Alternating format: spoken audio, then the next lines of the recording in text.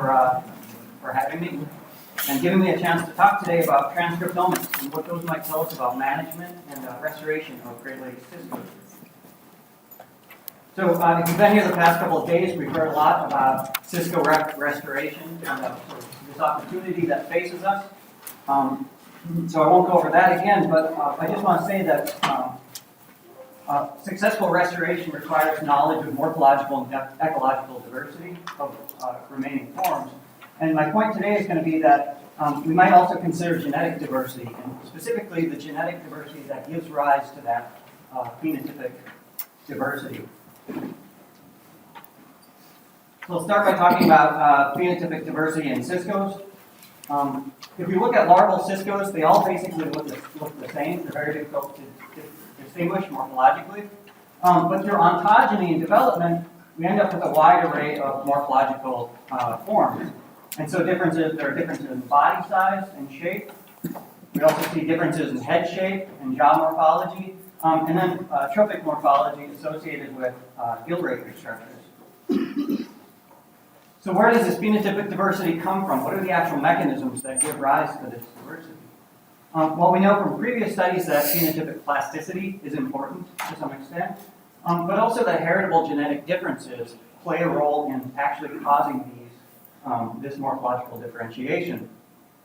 In this study, we're really interested in finding and identifying these heritable genetic differences because these might help us understand patterns of morphological diversity and the processes that give rise to that. In addition to morphological variation, there's also ecological variation among Great Lakes Ciscos. Things like spawning seasonality differs. Also depth and diet preferences, and depth in particular associated with differences in lipid content and buoyancy of those fish. So I want you to keep these ecological and morphological characters in the back of your mind as we go through this talk. And the central objective of our talk of this study was to determine not only how Lake Superior Ciscos differ, thinking in a genetic context, so what the genetic variation is, but what we really want to understand is why they differ. So what are the actual processes that cause these morphological and ecological differences? So we're interested in the genetic changes that cause that variation, both from a historic and contemporary standpoint. So to do this, we need to look at the actual genes that underlie that morphological and ecological variation. And really what we're getting at is local adaptation, trying to understand how Ciscos are locally adapted to their environment. This, we think, is really important in a restoration context because you think about if you put fish into a new environment and you hope that they succeed, you want to understand if they're actually adapted to that environment in which you're putting them.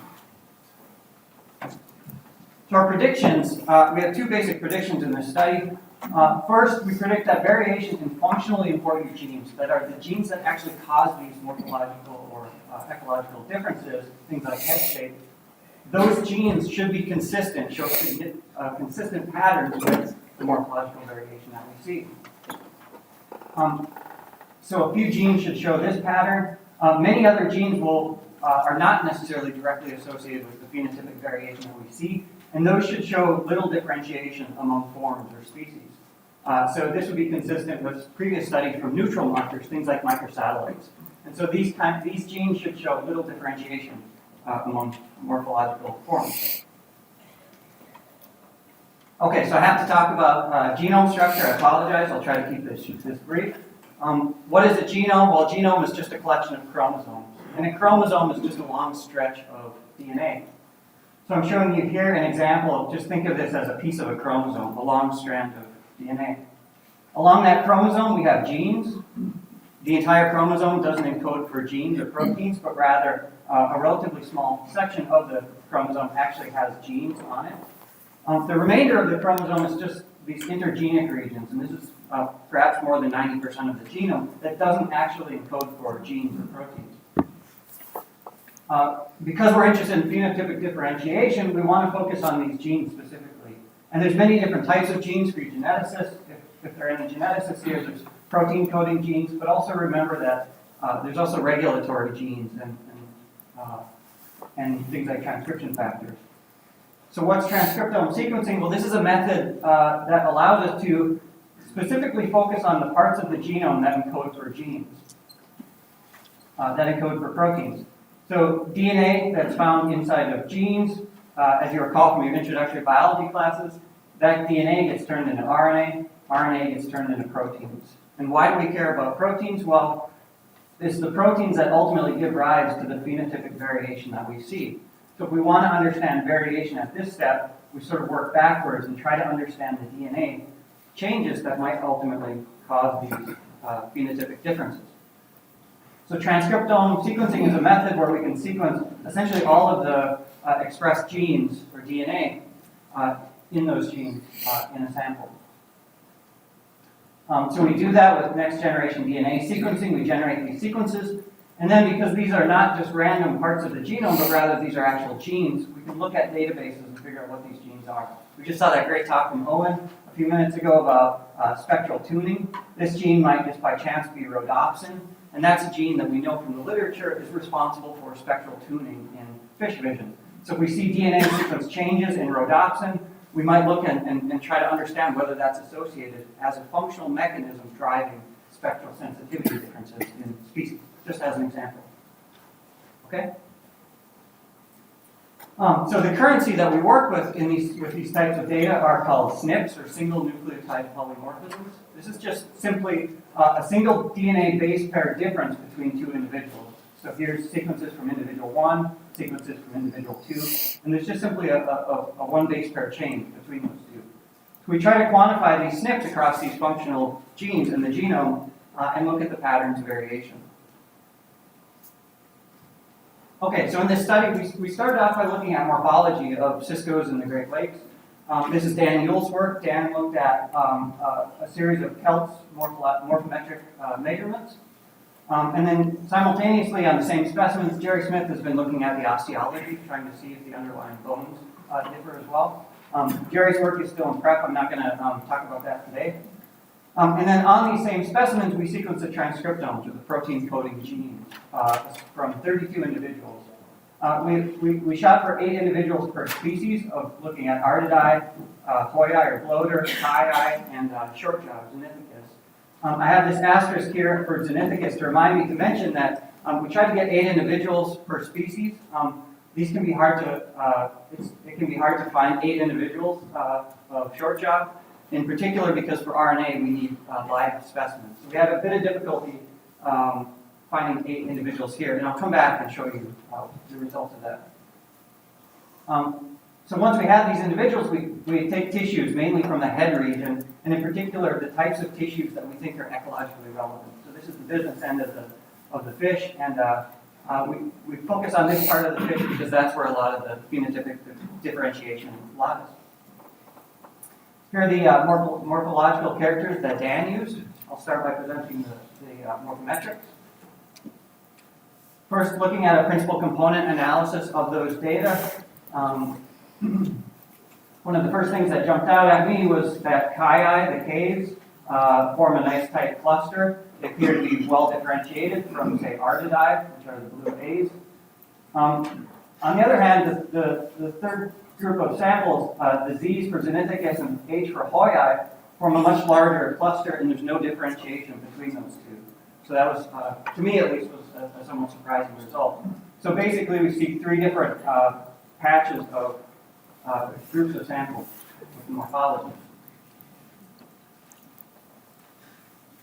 Okay, next we looked at the transcriptomes and our sequences from those.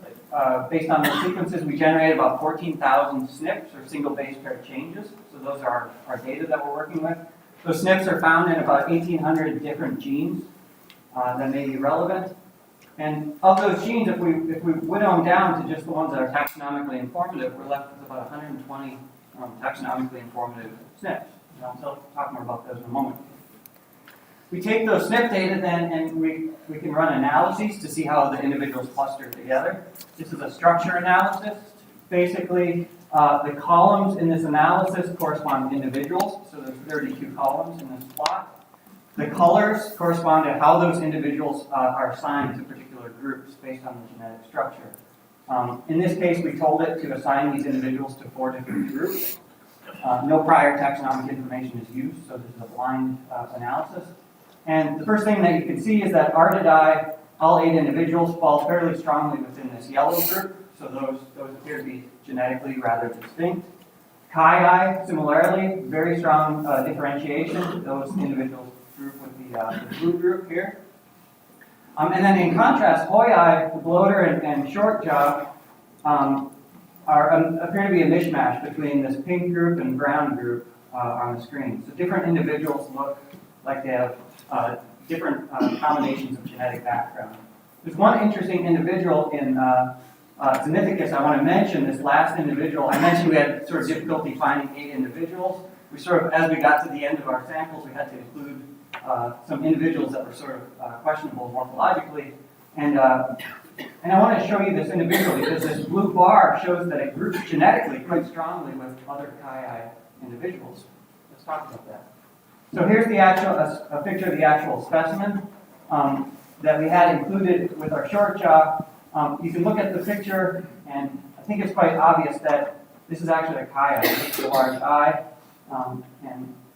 and so morphologically, it also looks like this actually is a Chi. So genetically, we find this. We take this field identification. We see this difference genetically. We go back to the specimen and see that morphologically that fits as well. So we can reanalyze the morphology, and that's sure enough, this is a Chi. So the point I want to make is that these tools work. We can use these approaches, these genetic approaches, to catch these sorts of differences.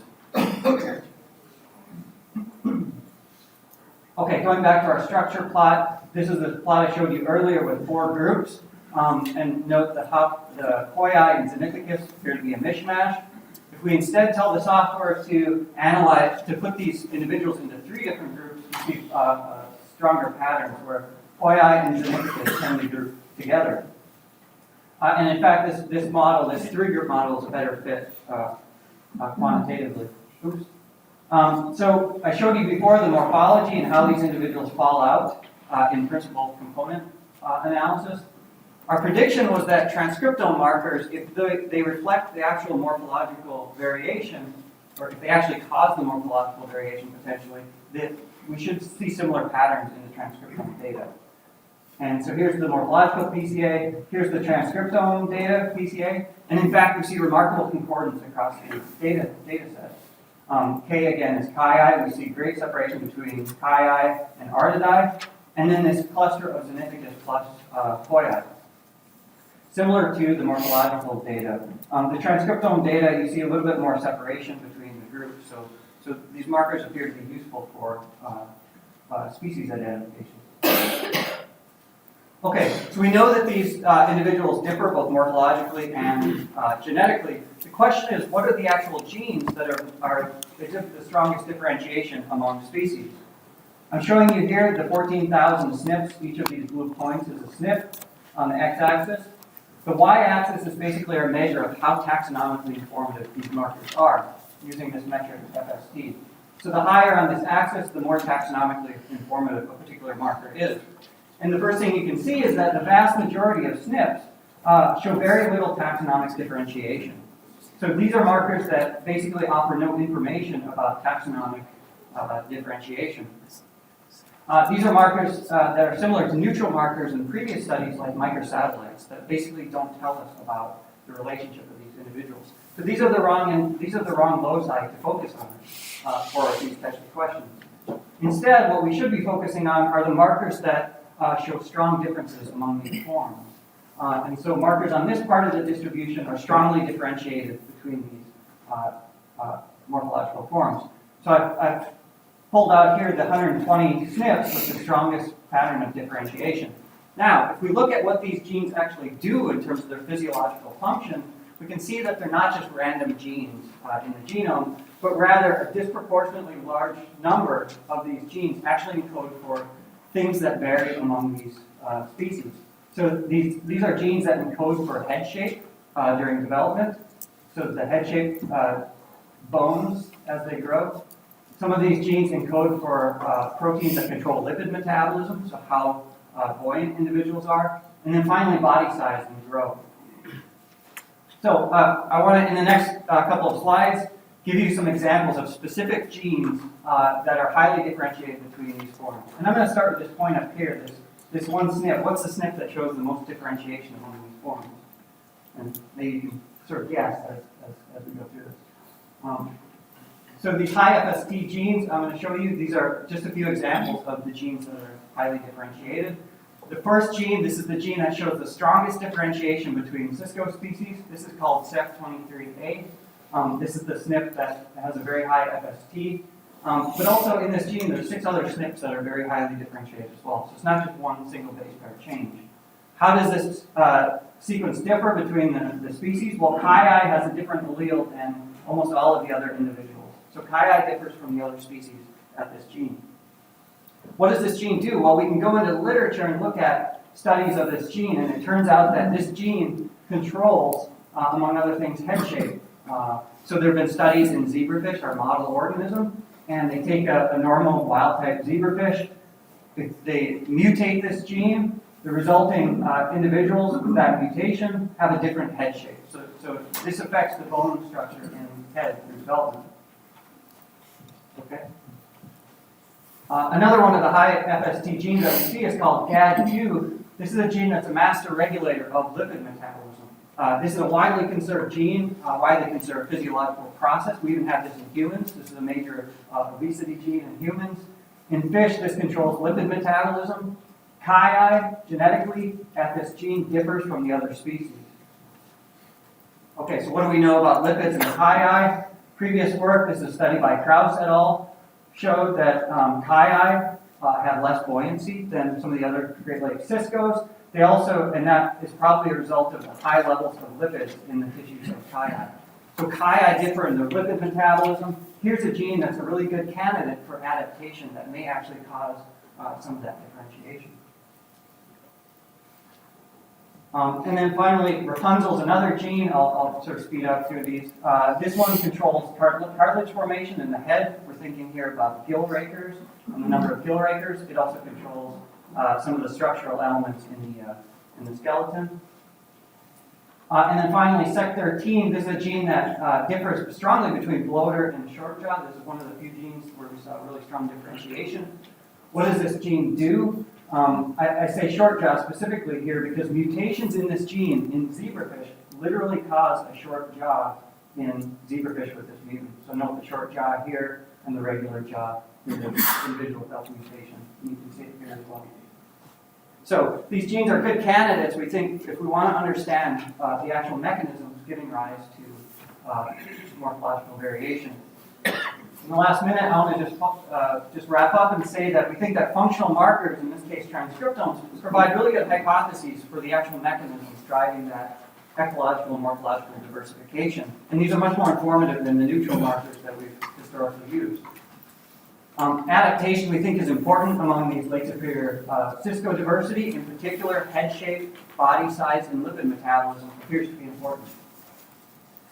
And the transcriptal markers reflect those patterns of morphological differentiation. We see lots of differences between Artidae and Chi from the other forms. But less differences, fewer differences between short jaw and Hoyi, and that's an interesting result. That could be due to either introgression or whether perhaps we only had bloater in our samples and we haven't actually sampled significantly. I'm not sure. So we think that transcriptome data are potentially very useful for identifying Ciscos, including eggs and larvae where we don't have morphological characters to rely on. Last thing I'll say is that caution is warranted with these large genomic data sets. It can be very easy to generate spurious patterns and start seeing things that aren't actually present in those data. So how do we decide if we're going to believe data like these? Well, one thing we look for is concordance between different data types. And so in this case, we have concordance between morphology and the transcriptome markers. And that gives us some positive feelings that we might actually believe these data. But again, there's a caution that these are relatively small sample sizes. So we need to follow up with more data. We're following up as well with other types of analyses. Some folks are doing lipid analysis and isotopes. More detailed morphological analyses, I think, are needed. And then following up with trying to understand some of the other parts of the genome that might be relevant. With that, I want to say thank you to, in particular, to folks at the Lake Superior Biological Station who've been very supportive of this work. In particular, Mark Vinson has helped us out a lot. And Lori Everard, who's here showing us how she does these really amazing Cisco dissections in basically real time. So thank you to Lori who did this work and the crew of the Gaia for help with field samples.